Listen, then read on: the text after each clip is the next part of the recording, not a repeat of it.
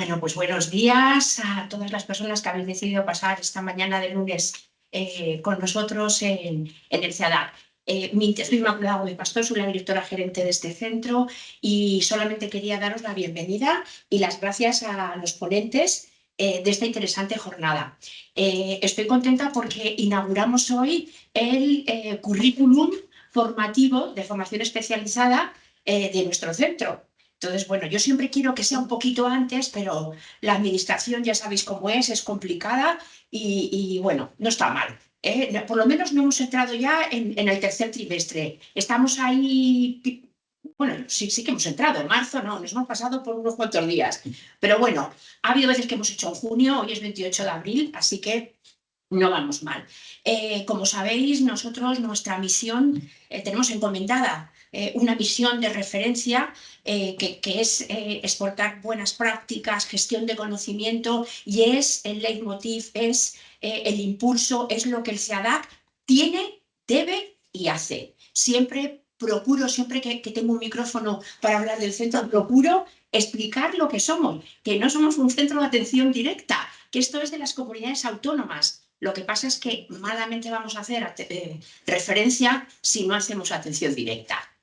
Pero nuestra misión precisamente es lo que estamos haciendo hoy con esta jornada de secuelas invisibles en el daño cerebral adquirido, detección, tratamiento y aplicación de la ley 35/15, entonces la comparativa con la personalidad previa. Así que a mí no me queda más, como os decía, que daros la bienvenida, agradeceros vuestra asistencia, tanto por esta parte como por esta otra, y por las personas que nos están atendiendo de forma online, que bueno, es una posibilidad que nos dan las nuevas tecnologías, aunque en mi opinión es mucho más efectivo y atractivo el poder vernos las caras directamente, pero no por eso vamos a quitar este producto de apoyo, no deja de ser un producto de apoyo a fin de cuentas. Así que no tengo más que deciros, que os deseo que sea una jornada muy productiva y que estoy seguro de ello. Agradecer a Emilio Ramos, responsable de área técnica, que coordina todo esto, que es un trabajo, es enlazar y coordinar todo esto es un trabajo, así que Emilio, gracias. Y Marta y Bea, también del Centro de Recursos, que hacen posible que nos estéis viendo online y que hace posible pues toda la logística que se queda siempre escondida porque es menos visible, pero no por ello menos importante. Así que muchísimas gracias y os deseo una jornada lo más productiva posible. Muchas gracias. Gracias.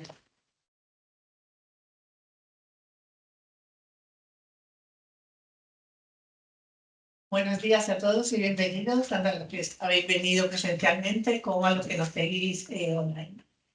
Como ya os han dicho, bueno, esta jornada pues, trata sobre las secuelas invisibles en el daño cerebral adquirido. En esas jornadas van a incluir exponentes y cada uno pues, lo va a hacer, va a hablar de las secuelas invisibles desde su perspectiva profesional y personal.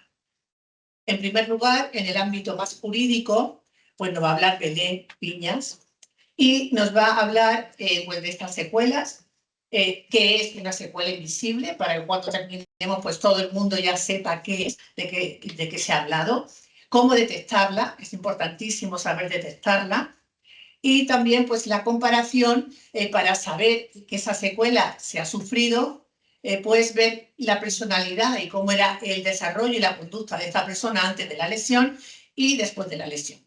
Para ello nos va a hablar pues, de una herramienta que es la autopsia psicológica.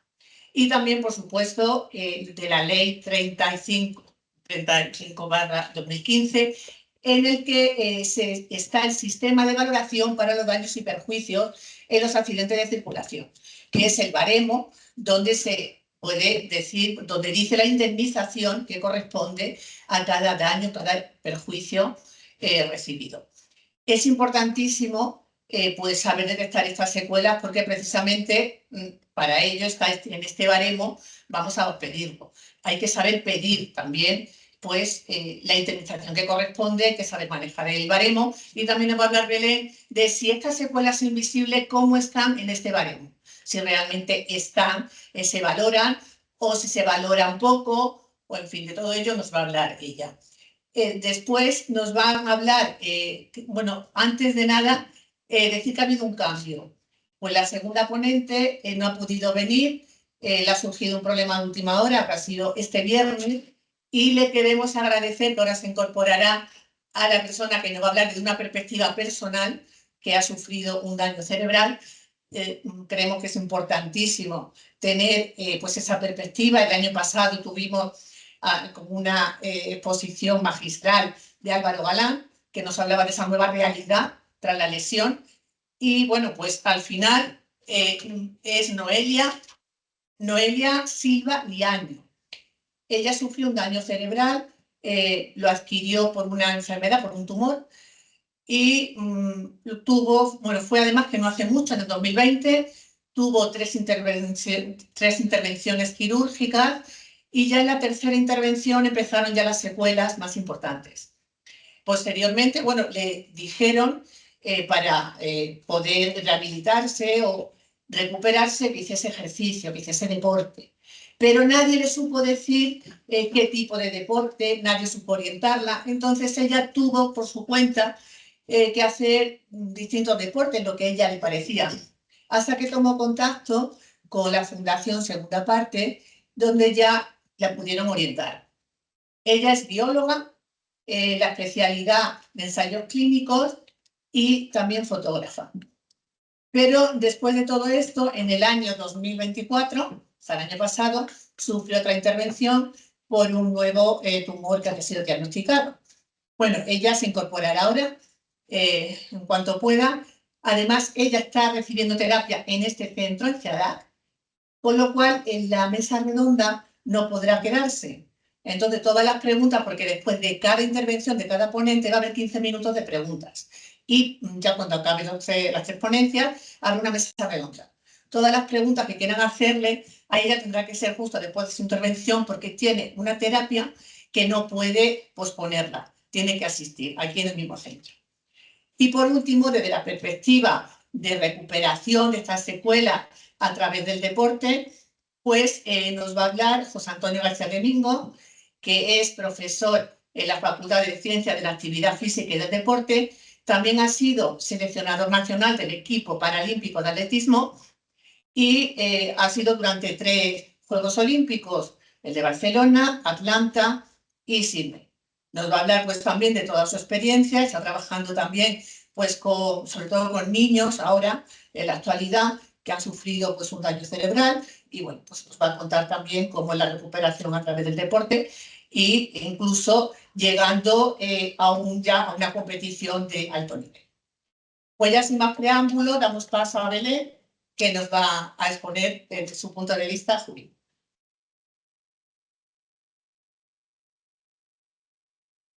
Hola, buenos días. Lo primero, agradeceros a todos la asistencia, tanto online como presencial, y agradecer al centro que nos vuelve a dar la oportunidad de hacer una jornada formativa que va a ser totalmente complementaria a la realizada el año pasado.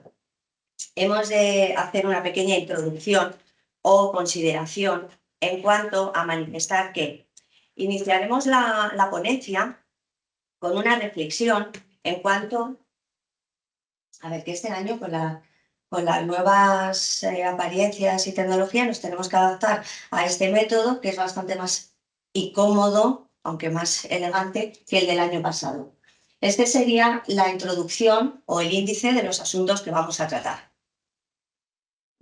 No os agobiéis a la hora de tomar notas o de coger datos de vuestra información, porque aquellas personas que estuvieran interesadas, si nos facilitan su email, durante toda la ponencia abajo está facilitado el email de contacto con el despacho, con lo cual podréis solicitar aquella información que necesitéis, o incluso en la ponencia no habría ningún problema en enviarla. Iniciaremos la ponencia con una primera introducción y con una reflexión importante que yo planteo a todas las personas asistentes. Y es que tanto los familiares como las personas afectadas, como el entorno social, como los profesionales médicos, técnico-jurídicos, deberíamos ponernos en la piel de estos pacientes, de estas personas que sufren daño cerebral, bien sea adquirido, bien sea sobrevenido, bien sea por un traumatismo, y preguntarnos qué sienten esas personas cuando tienen unas sensaciones que no saben identificar y que no saben expresar, ¿vale? El hecho de no poder expresar sus sentimientos y su sufrimiento no quiere decir que no los parezcan, porque normalmente en esta sala y en este centro, cuando los pacientes son dados de alta, si no presentan alguna apariencia física, algún signo externo, como puede ser una hemiplegia, una hemiparesia, unas muletas, una silla de ruedas, algún defecto físico, presentan una fachada totalmente sana. ¿Y qué nos ocurre? Que el daño es interno. ¿Cómo expresan un sentimiento interno, un sufrimiento interno que nadie ve y ellos mismos no reconocen? Pues esa es la reflexión que nos trae y que os hago aquí al inicio. Hemos de decir que el año pasado tuve el honor de presentar la primera ponencia en esta sala y el tema que tratábamos era ¿y ahora qué? ¿Qué hacemos cuando salimos de un centro de estas características, ¿no? ¿Qué alternativas lúdicas de tratamiento, de rehabilitación, sociales se puede dar a estos pacientes, a estas personas afectadas por daño cerebral?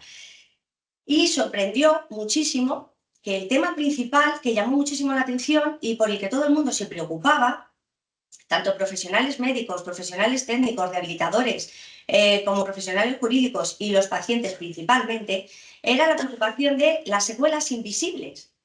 ¿Cómo se detectaban? Que no hay una detección originaria, primaria, precoz. ¿Qué hacer con ellas? Si estaban valoradas en la nueva ley.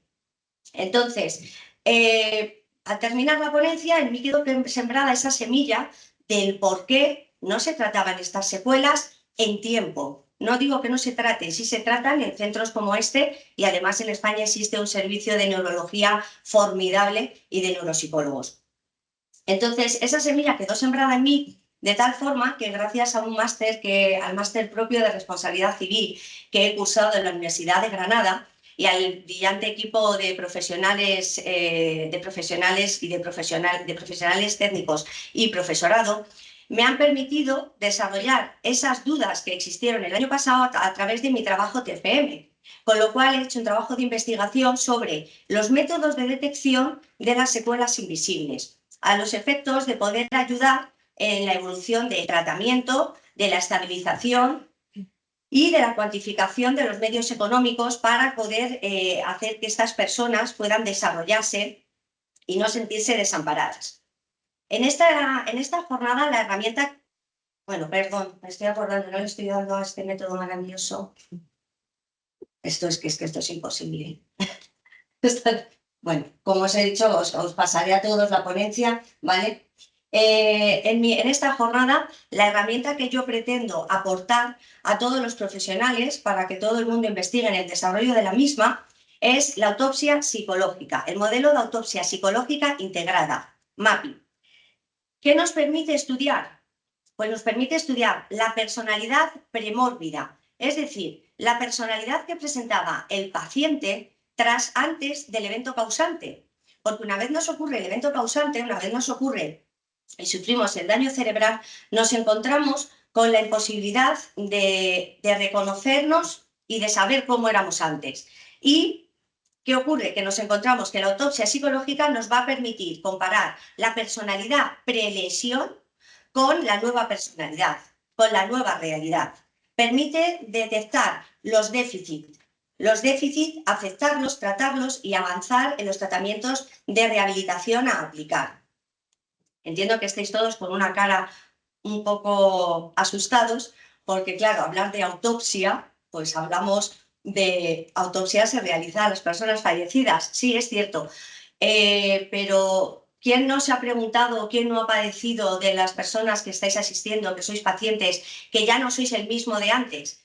¿Qué familiares no ven que su familiar que ha sufrido el evento no es como antes, no actúa como antes? Antes era organizado, ahora no lo es. Antes era responsable, ahora no lo es. Pues realizar una autopsia psicológica significa analizar todos esos rasgos previos que ahora no existen, para comparándolos con la nueva realidad que presenta el paciente, establecer qué déficit existen, se aceptan, se crean planificaciones y tratamientos adecuados a esa realidad. Entonces, Pasando a la evolución normativa, no me quiero detener más en este punto. Pasando a la evolución normativa, hago una relación exactamente igual que la del año pasado.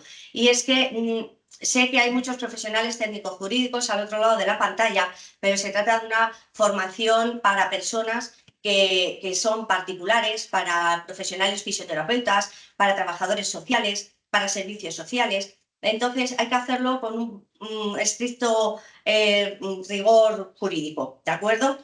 Solamente decir en este ámbito que en la Unión Europea se es consciente de la problemática de la falta de legislación a nivel individual, personal, familiar y social. En el marco europeo van a destacar principalmente la Sociedad para las Lesiones Cerebrales, como es EVIS, y en España sí que hemos de decir en el marco español que existe la Asociación de Daño Cerebral Invisible, aparte de la Federación FEDACE, de la Federación de Daño Cerebral Invisible. Y decir que en España nos encontramos en segunda posición tras Latinoamérica y Estados Unidos, que son los países pioneros, que es el país pionero en relación a las secuelas invisibles. No existe una normativa como tal de las secuelas invisibles.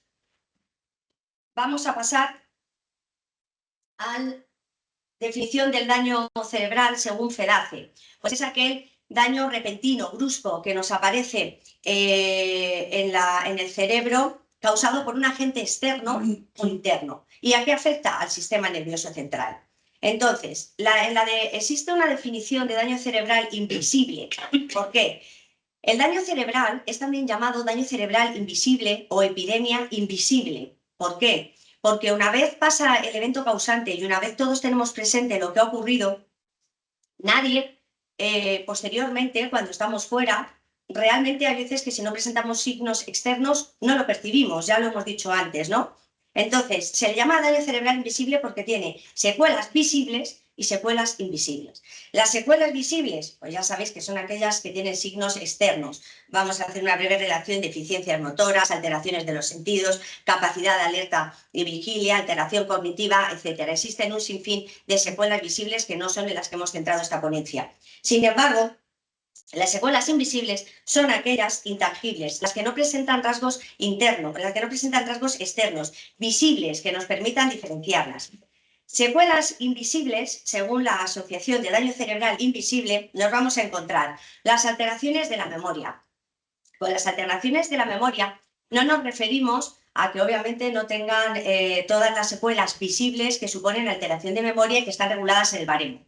Nos referimos a que tras el evento causante, estas personas, estos pacientes, les es imposible en muchas ocasiones recordar aquellos aprendizajes a posteriori del hecho causante. Es decir, ellos inician una rehabilitación cognitiva, una rehabilitación por todos los especialistas en la materia, los neuropsicólogos.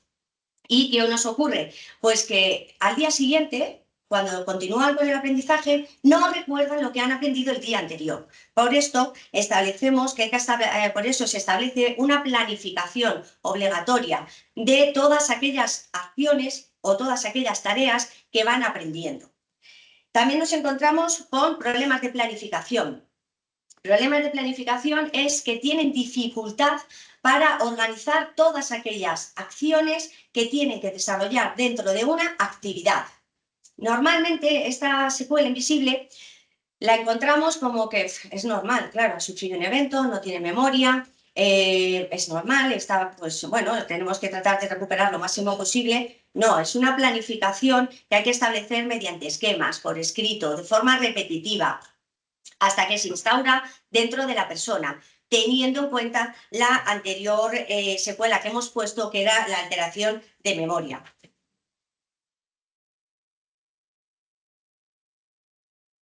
Pasaríamos a la apatía. La apatía es una secuela invisible que no nos referimos específicamente a la apatía derivada de la depresión que tiene esa persona, de la depresión, el tratamiento psicológico en el que está inmerso, el trastorno postraumático que puede tener. No nos referimos a esa apatía. La apatía nos referimos a cuando existe esa falta de planificación a la que aludíamos antes. Estas personas desgastan el límite de energía que tienen tras el evento causante. Porque tras un daño cerebral, nuestro cerebro no tiene la misma energía. Contamos con una energía limitada. Entonces, ¿qué nos ocurre? Que si no hacemos una planificación de las acciones a desarrollar dentro de una actividad intensa, ya os voy introduciendo conceptos poco a poco que después desarrollaremos, ¿qué es lo que ocurre? Que esa energía se gasta, desaparece. Y como desaparece, nos provoca una frustración. ¿Por qué? Porque lo que se plantea el paciente es, ayer hice esta actividad, ¿por qué hoy no la hago? ¿He hecho lo mismo? Pues no, si no te están aplicando, si no hemos detectado el déficit de planificación, de falta de atención, si no hemos detectado esos déficits y no hemos hecho una planificación, hoy puede ser que te salga, mañana puede ser que no desarrolles esa actividad. Entonces, es una apatía que hay que diferenciarla del tratamiento psicológico y de la depresión. Es una secuela invisible que se causa por la frustración. Impulsividad y desinhibición sería otra de las secuelas invisibles. No como una alteración del comportamiento desarrollada o derivada de los trastornos personales, de los trastornos cognitivos que se padecen de esas secuelas visibles. No, esta impulsividad y desinhibición viene derivada del hecho de esa frustración que provoca esa apatía, entonces provoca comportamientos de falta de entendimiento de por qué no nos pasa. Si os fijáis, es una cadena que si no vamos enlazando cada eslabón, cada vez se va desestructurando más y provoca pues la no evolución, el estancamiento sin el progreso adecuado al que puede tener derecho ese paciente. Dificultad para decidir. Esta es una de las principales secuelas invisibles, porque presentan un déficit de atención, casi todos ellos. ¿Déficit de atención? ¿A qué nos referimos? Pues déficit de atención es que, volvemos a decir, una actividad, el desarrollo de una acción, el desarrollo de una actividad comporta muchas acciones. Entonces, ellos son incapaces de prestar atención a todas las acciones que hay que desarrollar dentro de una actividad. Ponemos el ejemplo de la conducción.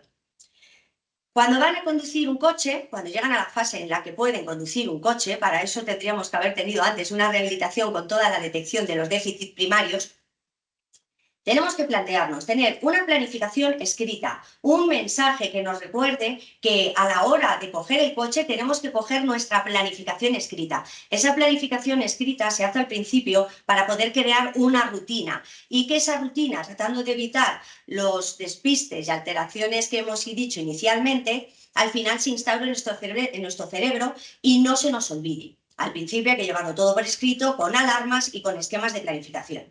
Pues tenemos que coger ese esquema, tenemos que ponernos esa alarma. Tendríamos que proceder a establecer que es meter la llave, arrancar, qué pedales tenemos que pisar. Si tenemos coche eléctrico mejor y si podemos coche automático mejor todavía. Cuanto menos pegas tengamos, mejor.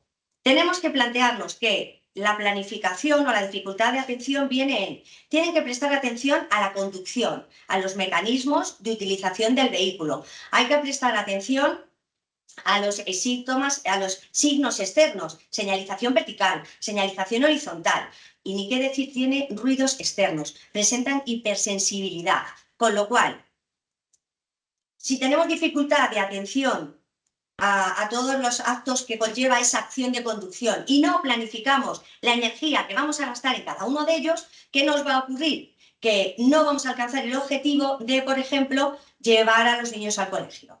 Imaginaros el despliegue de acciones que hay que hacer para que esta atención dividida empiece a desarrollarse y podamos ir prestando atención a cada una de las acciones. Hay incluso pacientes que llegan a no poder conducir con música, porque si estoy prestando atención a la música no puedo prestar atención a la conducción y el semáforo que se abre y el coche que se me cruza. Creo un poco si os lo estoy intentando hacer cercano el concepto. Y por último, la rigidez cognitiva. Claro, no se adaptan a aceptar, tienen problemas en aceptar estas situaciones, estas realidades. De ahí la necesidad de detectar estos déficits.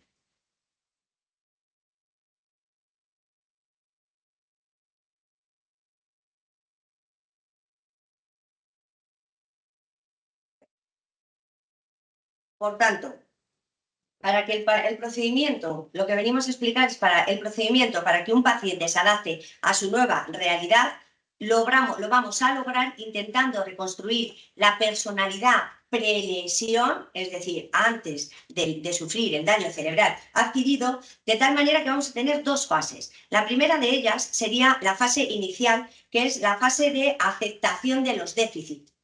Para aceptar los déficits, ¿qué tenemos que hacer? Detectarlos.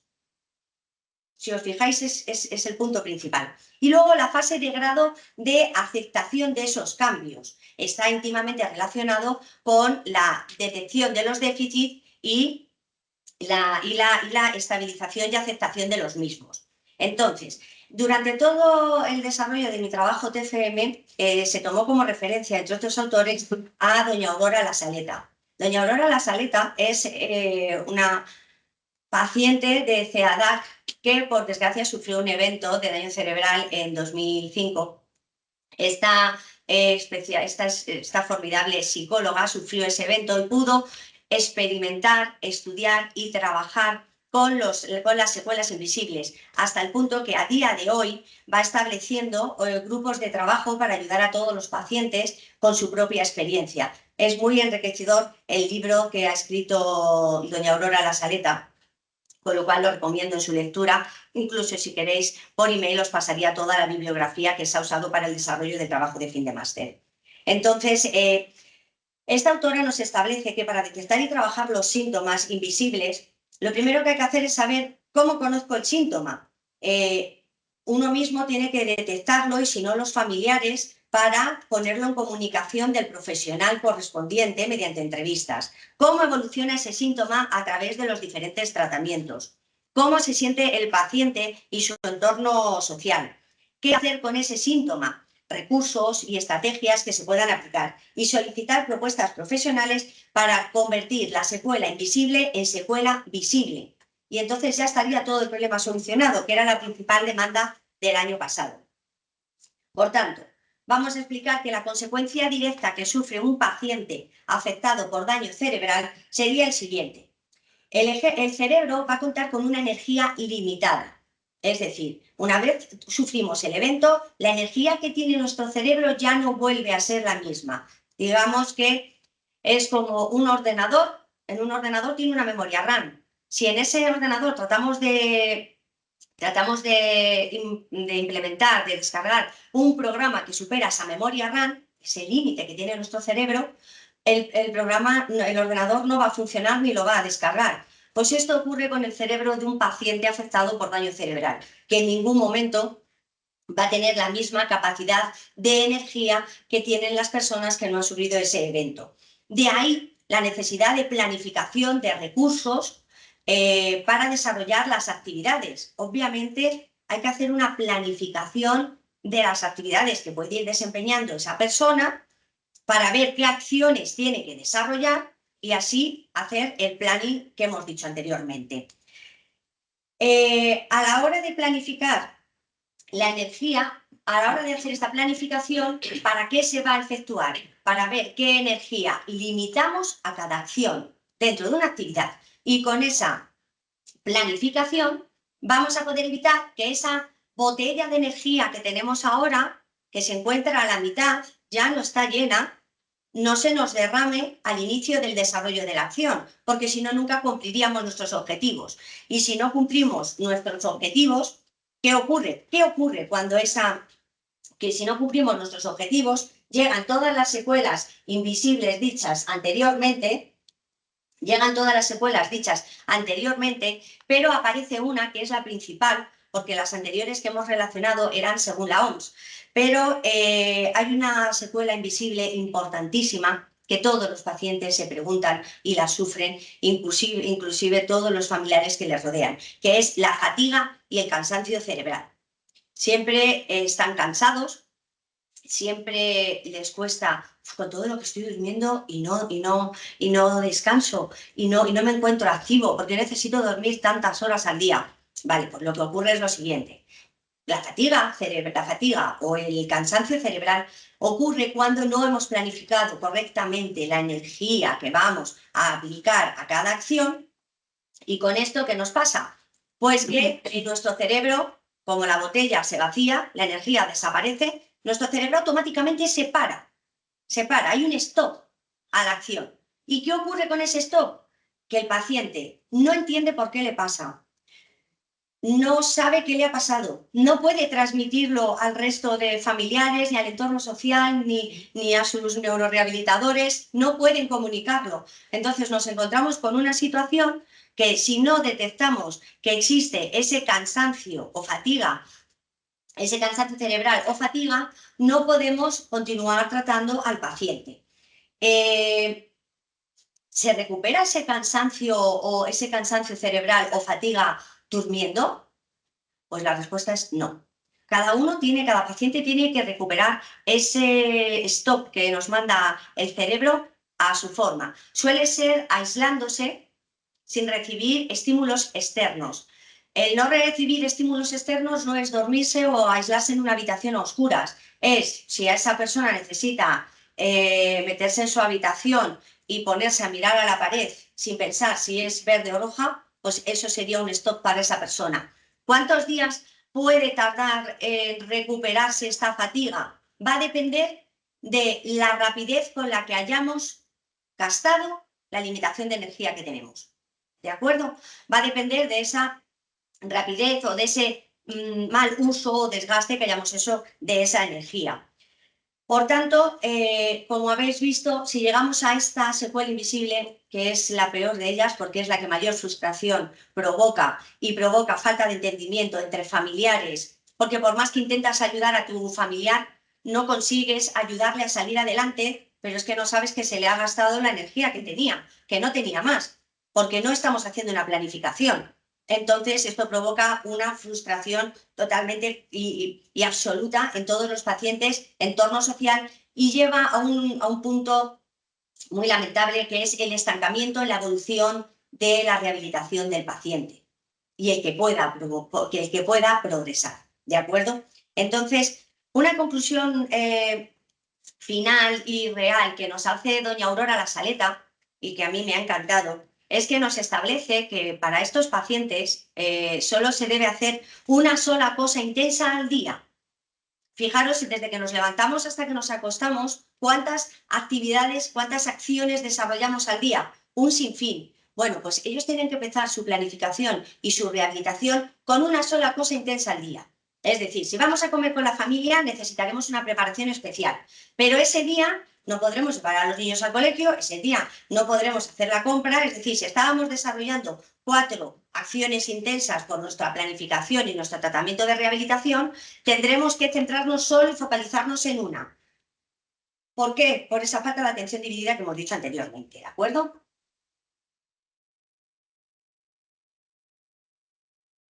Entonces, os he hecho un pequeño esquema gráfico que creo que va a ser muy identificativo y nos permite saber a dónde queremos llegar. Y es que para el tratamiento de las secuelas invisibles, ¿qué es lo primero que hay que centrarse? En detectar los déficits, en saber todas estas secuelas invisibles, conocerlas, de las que os estoy hablando. Con lo cual, una vez los detectamos, el paciente puede aceptarlos y puede transmitirlos. Es muy importante que ayuden las familias, los profesionales, entornos sociales, redes sociales. Hay que usar todo tipo de herramientas, ¿de acuerdo? Una vez los hemos aceptado y los hemos comunicado y ya todos somos conscientes de ellos, ¿qué tenemos que hacer? Planificar la energía a aplicar. ¿A través de qué? De las rutinas. Y con las rutinas, ¿qué hacemos? Economizamos la energía, la limitación de energía que tenemos. ¿Esto qué provoca en el paciente? Un progreso y una evolución en su estabilización. Por tanto, a nosotros se nos hace importantísimo haber hecho este trabajo, porque se nos demandaba que estas secuelas invisibles no se detectan de forma precoz. No nos vale de nada detectarlas cuando ya habéis salido de todos estos centros. ¿Por qué? Porque cada vez se va creando un estado de frustración mayor y es totalmente imposible que la persona evolucione en sentido positivo cuando se detecta 2 años después. Porque claro, todas estas secuelas van aumentando, se van cronificando y son muy difíciles de tratar, incluso por todos los especialistas, a pesar de de lo bien que lo hagan, ¿no?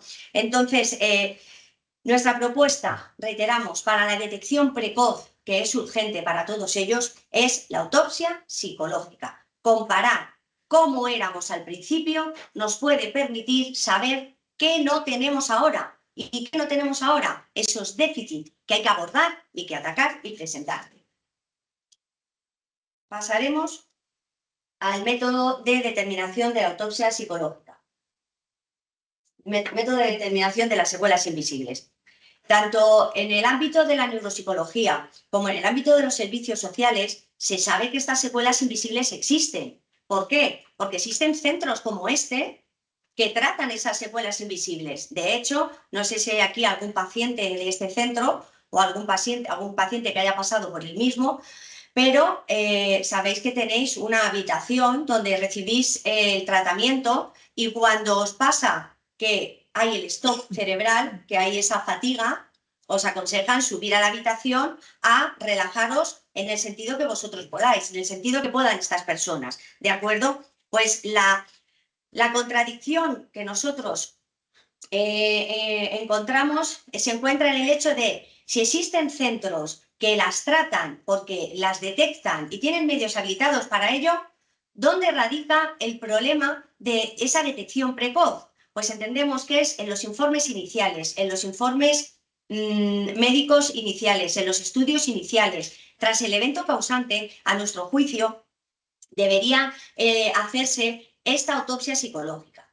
Esta autopsia psicológica se diferencia del informe neuropsicológico, porque el informe neuropsicológico, que es muy útil, no digo que no deba usarse, digo que debe usarse, pero debe complementarse en la fase inicial con la autopsia psicológica. El informe neuropsicológico examina a la persona en el momento inicial, ¿de acuerdo? En el momento actual, en el momento real.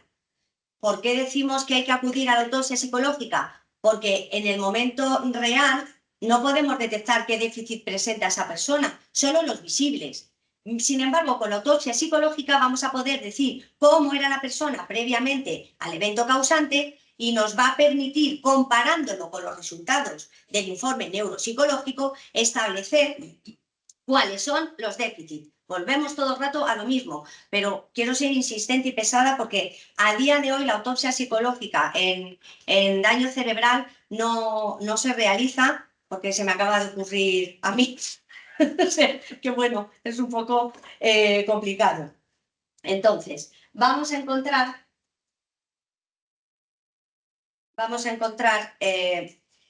que comparando estos resultados con la autopsia psicológica, inicialmente, ¿qué haríamos? El estudio de la personalidad prelesión, premórbida. ¿Por qué? Porque esa personalidad, tras el evento causante, ¿qué le ocurre? Desaparece, fallece, conmuta, porque estamos trabajando en aras a llegar a una reconstrucción de esa personalidad dentro de las posibilidades o dentro de lo que se pueda.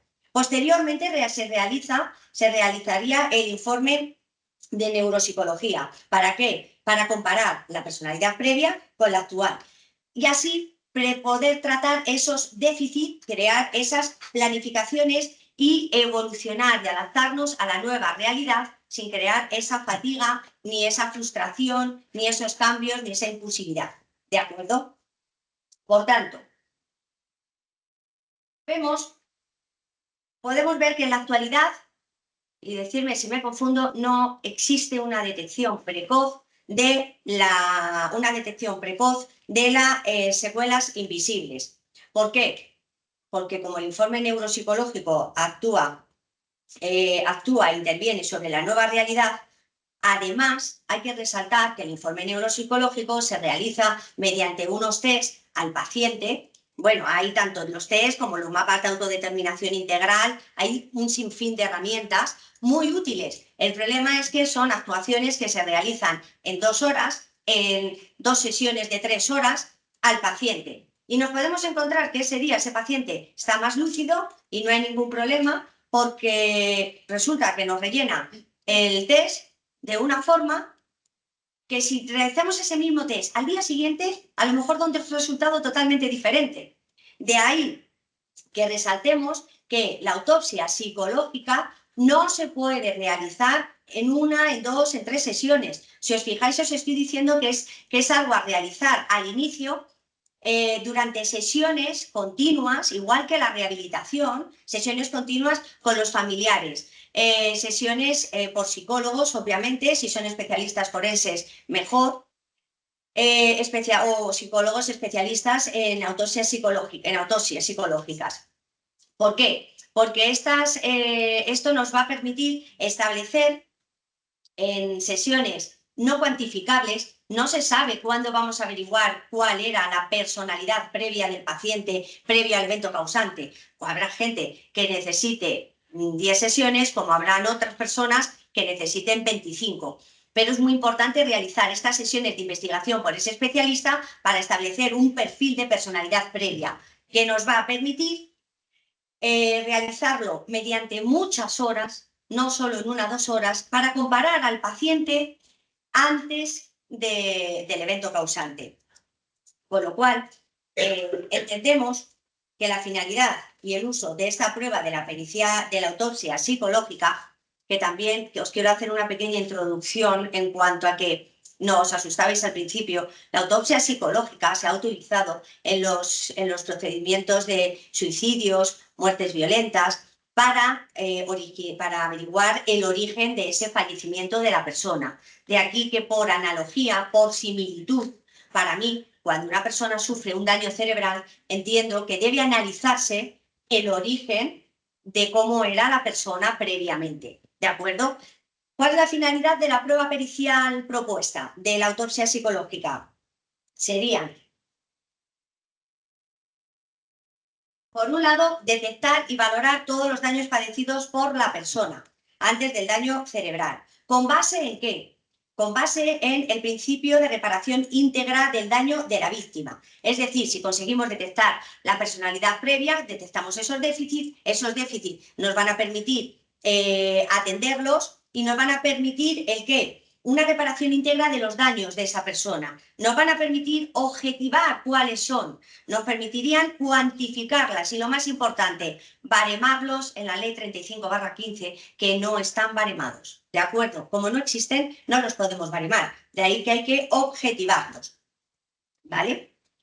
Por último, vamos a empezar ahora, pero lo voy a hacer muy rápido, en cuanto al tratamiento de la ley 15. El tratamiento de la ley 35/15, para decir que las secuelas visibles o las secuelas fisiológicas del daño cerebral obviamente están reguladas en la ley 35/15. Sin embargo, a nivel legislativo y específico, las normativas sobre secuelas invisibles y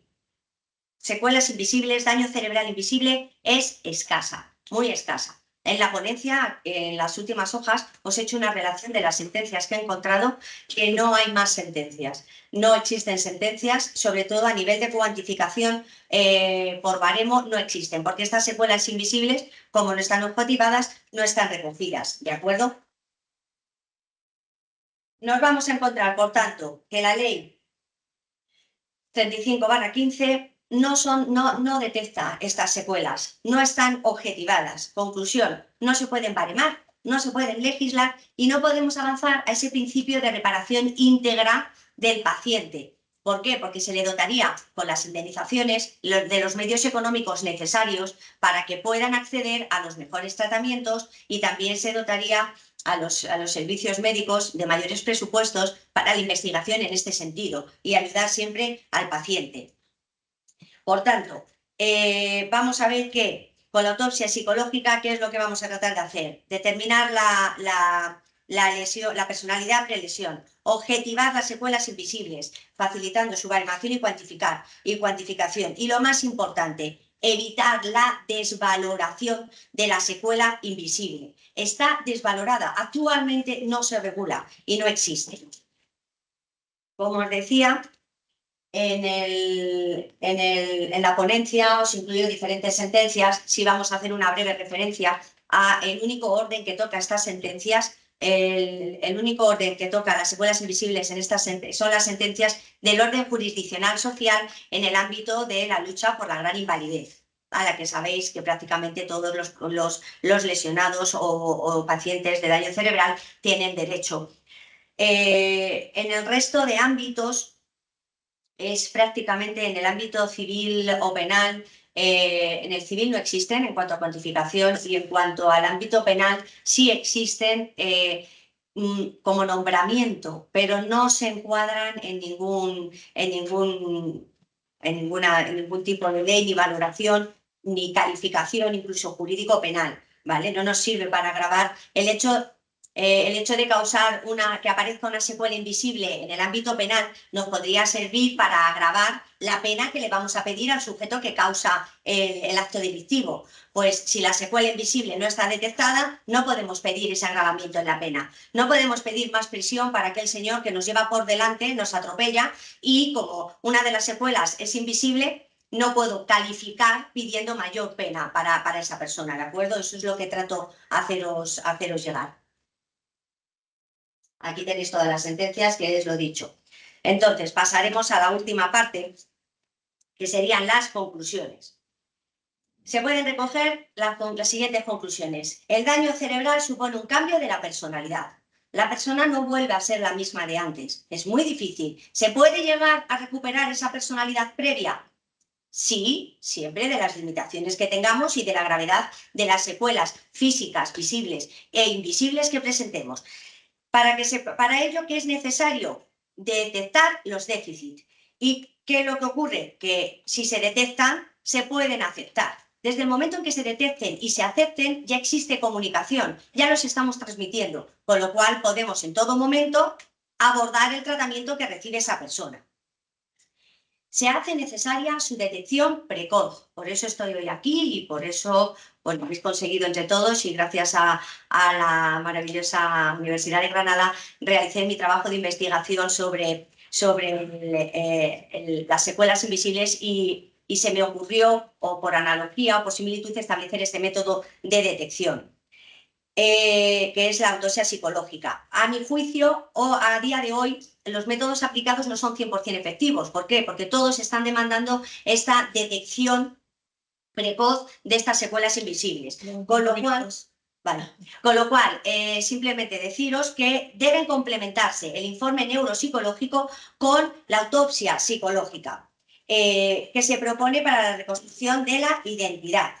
Reconstrucción de la identidad prelesión, que nos va a permitir ¿qué? Emitir pruebas objetivas que determinen cuáles son las secuelas invisibles, que estos médicos que nos tratan al inicio, estos profesionales, las puedan recoger, y entonces el forense, el especialista en autopsia psicológica, emita ese informe que permitirá valorarlas, tratar los déficits y evolucionar en esa reconstrucción, regular y baremar estas secuelas invisibles, que más bien podrían llamarse secuelas ignoradas, porque existen, las tratamos, pero no las regulamos, ni las llegamos a hacer tangibles inicialmente.